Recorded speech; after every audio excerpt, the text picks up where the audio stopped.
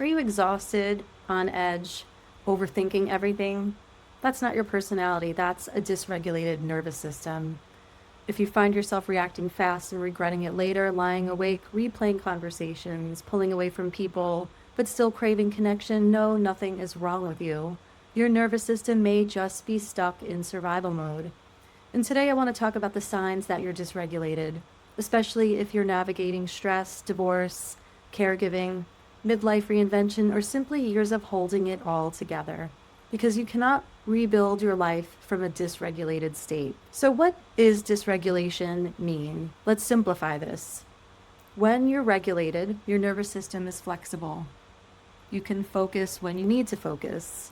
You can rest when it's time. You can feel emotion without being overwhelmed by it.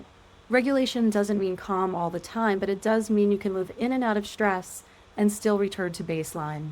Dysregulation, however, happens when your system gets stuck. Stuck in fight, stuck in flight, stuck in freeze, or stuck in Fawn, that state of over-accommodation, over-functioning, and over-performing. Many high-achieving women don't even realize they've been living in low-grade survival mode for years. So sign number one, you're tired, but you can't rest.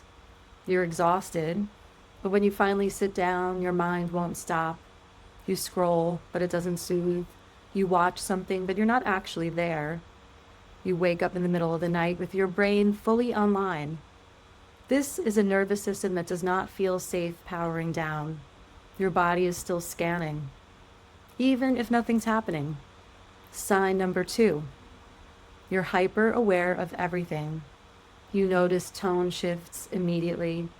You read between the lines. You brace when your phone lights up. You walk into a room and instantly assess the temperature of the room. If you've lived in a high conflict, high pressure, or emotionally unpredictable environment, your body learned to anticipate. Hypervigilance is not weakness, it's adaptation. But it's exhausting when it becomes your baseline. Sign number three, your reactions feel bigger than the moment. You snap faster than you used to. You cry more easily. You feel defensive before you even understand why. And afterward, you think, that was not me. You begin to not recognize yourself. And when your nervous system is already maxed out, even small stressors feel amplified. And it's not that you're unstable, it's that your stress bucket has been full for too long. Sign number four, you feel flat or disconnected. Dysregulation doesn't always look reactive. Sometimes it looks quiet. You feel numb, unmotivated, detached. You cancel plans. You sleep more. And things that used to bring joy feel like effort. And this is freeze. Many women mislabel this as laziness or failure, but often it's a system that shut down because staying on was unsustainable. Sign number five, you're overfunctioning. Now this one is tricky because it's socially rewarded. You do everything yourself. You don't ask for help. You hold it together no matter what. You stay productive so you don't have to feel. Overfunctioning is often dysregulation in disguise. It feels like strength, but underneath it, the nervous system never gets to exhale. Sign number six, you've lost access to joy. You used to feel inspired. Now everything feels heavier. Creativity feels stalled. Motivation feels muted. You're moving through life but not fully in it. Midlife didn't take your spark, but chronic survival mode did.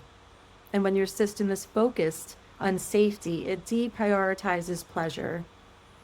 So why does this matter? If dysregulation becomes your norm, you make decisions from fear. You tolerate things longer than you should. You stay small to stay safe. You mistake survival for identity. And here's the truth.